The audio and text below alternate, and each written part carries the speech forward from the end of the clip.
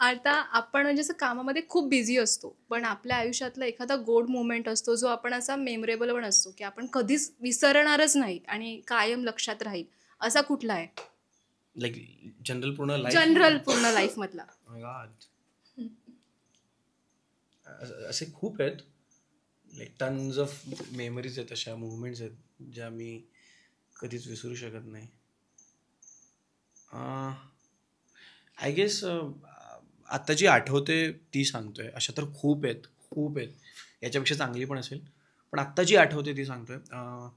I use to teach. मी job करायचो नागपूरमध्ये आणि मी डिसाईड नव्हतं केलं की मी मुंबईला येईल आणि इथे येऊन या सगळ्या फील्डमध्ये येऊन मी हसल करेल. मी थिएटर करायचो खूप आधीपासून, पण करिअर म्हणून परस्यू करणं असा विचार नव्हता केला या फील्डला. पण एका जॉब करताना एका पॉईंटला मला रिअलाईज झालं की I am not belong to this job. मी बिलॉंग नाही करत इथे. आणि मला ते रिअलाईज झाल्यानंतर मी माझ्या वडिलांशी बोललो की माझं असं असं असं असं आहे. माहिती नाही, मला अचानक असं वाटतं की जे मी साईड बाय साईड हॉबी म्हणून थिएटर करतोय, मी ते करिअर म्हणून परस्यू करायला हवं.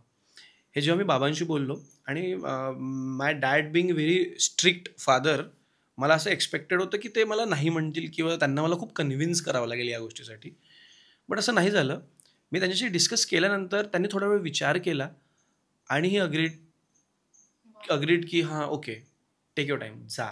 फक्त खूप वेळ वाया नको घालू, तुझ्या रिस्ट्रिक्ट कर स्वतःला की एवढ्या एवढ्या काळात.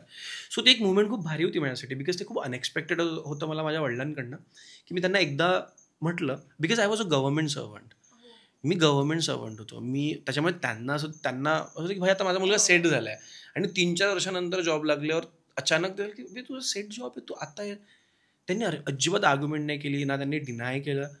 त्यांनी लगेच अग्री केलं आणि त्यांनी आय डोंट नो का, कसं, कुठे, विदाऊट कन्व्हिन्सिंग हिम त्यांनी कुठला ट्रस्ट दाखवला माझ्यावर.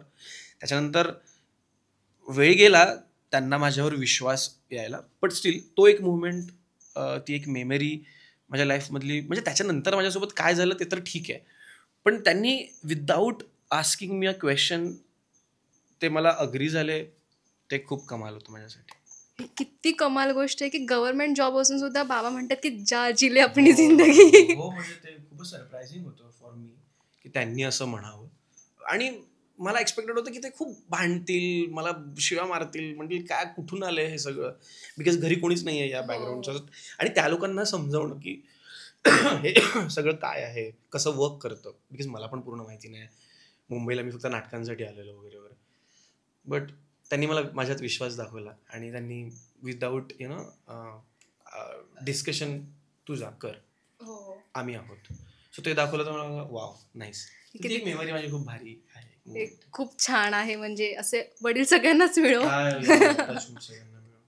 चालेल, तुझ्या आयुष्यातली कुठली अशी गोड क्षण आहे? तसे गोड क्षण खूप आहेत ग. पण एक मला सांगायला नक्की आवडेल की लॉकडाऊन माझ्यासाठी खूप लकी ठरलं. म्हणजे लॉकडाऊनमध्ये लोकांची कंडिशन अशी होती की कामं मिळालेली गेली आहेत आणि घरी बसले होते. आणि same as it is me पण जॉब करत होते, लेक्चरर म्हणून मी जायचे. आणि अचानक लॉकडाऊन आलं की आता करायचं काय? तर अशा वेळेस याआधीसुद्धा मी ऑडिशन वगैरे देत होते, पण मी कधी कॅमेरा फेसिंग म्हण किंवा सिरियल काय असते, ती कशा पद्धतीने शूट केली जाते, याची मला काहीच कल्पना नव्हती. काहीच नाही. म्हणजे मी अल्बम वगैरे बरेच केलेले आहेत. अल्बम्स असतील किंवा छोट्या-मोठ्या शॉर्ट फिल्म्स असतील. पण ते त्या ठराविक एक दिवसाच्या, 1-2 दिवसाच्या असतात. त्यामध्ये आपल्याला जास्त सीन नसतात. एक 2-3 सेकंदाचे, 2-3 मिनिटाचे असे झाले असतील. त्यामध्ये आपल्याला नाही कळत की काय करायचं. पण मला ना खूप आवड होती की काहीतरी करूयात आपण यामध्ये. सो मी आहे ना असेच गाणी वगैरे आणि त्याचे रील्स बनवून आपल्याकडे आधी TikTok होतं, त्याच्यावर मी पोस्ट करायचे गाण्याचे. आणि मला अचानक असं रँडम मिरॅकल झाल्यासारखा एक DM येतो की तुझं फेसिंग वगैरे चांगलं आहे, तू ट्राय का नाही करत मराठी सिरियलमध्ये.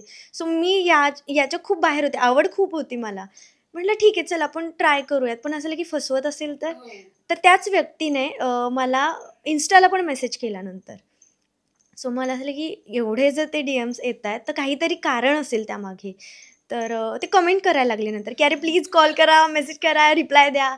मग मी हिम्मत करून म्हटलं चल देऊयात, आता लॉकडाऊन पण चालू आहे. तर बघूयात काय होतं आहे. आणि त्यांचं नाव सांगायला मला नक्कीच आवडेल, सचिन पाटील म्हणून, की त्या व्यक्तीला मी कधी पाहिलं पण नव्हतं. साताऱ्याचे आहेत ते. आणि मग त्यांचा मला फोन आला मी नंबर दिल्यानंतर. मला म्हणे की मिसेस मुख्यमंत्रीसाठी तेव्हा ऑडिशन्स चालू होत्या झीच्या. देशील का? तर मला असं की बापरे, ऑडिशन द्यायची. आणि त्यांनी आधी मला चॅनल वगैरे काही सांगितलं नव्हतं. मी ऑडिशन नाही दिली. मला बघूनच स्क्रिप्ट असं की बापरे, ही भाषा मला नाही जमणार बोलायला. मी टाळाटाळ करायला सुरुवात केली.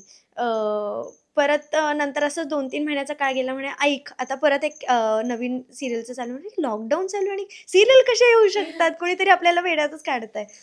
तर तरी त्यांचं परत असं झालं की नाही तू दे. म्हटलं ठीक आहे. मग देवमाणूससाठी जे आधी करत होते सिरियल, त्याच्यासाठी मला एक कॅरेक्टर आलं डिम्पलचं. आणि मी 4 ते 5 तास ती स्क्रिप्ट नुसती पाठ करत होते. म्हटलं ओके करूयात, कारण ती लँग्वेज सातारी टोन वगैरे वापरायचा होता.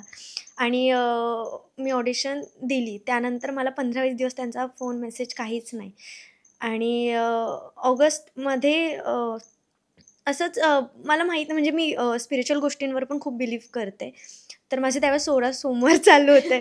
आणि पहिल्या 16 सोमवारी मी ऑडिशन दिली होती. आणि 16व्या सोमवारी मी देवमाणूस करत होते.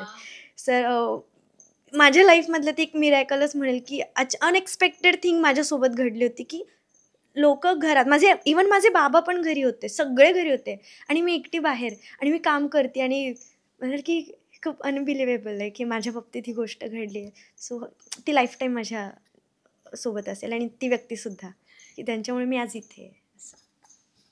ही गोष्ट किती भारी आहे. म्हणजे सगळे घरी आणि तू काम करतेस, आणि दुसरं म्हणजे 16 सोमवारचं फळ तुला मिळालं. एक इथे अनएक्सपेक्टेड होतं ते की मी काही मिळावं 16 यासाठी सोमवार तर नवऱ्यासाठी असतं. Actually, मी तेच सांगते की मी खूप म्हणजे पहिल्यांदा माझं 16 सोमवार होते, आणि काहीच अवेलेबल नाही, फुलं वगैरे जी काय काय लागतं. मी असंच फक्त मनापासून ती पूजा करायची की मला करायचंय. आणि देवाचं असतं की बाई तू लग्न वगैरे राहते, आधी इकडे करिअर कर. सो मला असं वाटतं की ते खरंच छान एक गोष्ट घडली आहे माझ्या लाईफमध्ये. महादेवाने भलेही तुझा नवरा छानच ठेवला असेल, बट त्यांनी काम पण तुला छान दिलंय.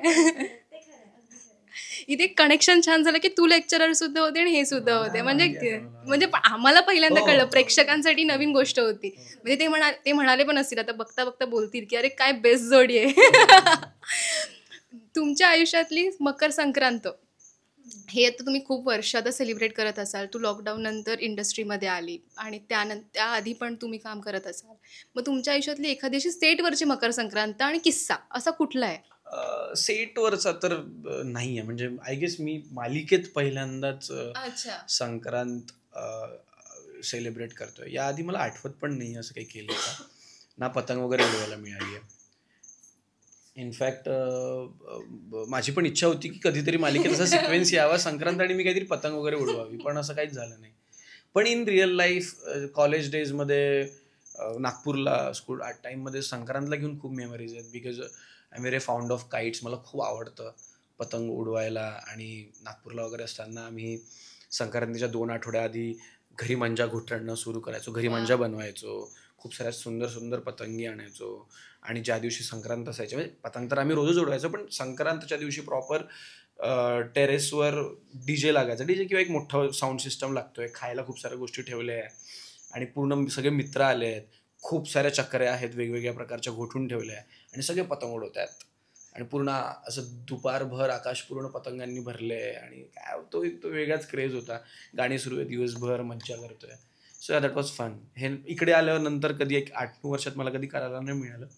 पण तिकडे असताना संक्रांत आणि पतंग उडवण्याबाबतीत, पतंगबाजीला घेऊन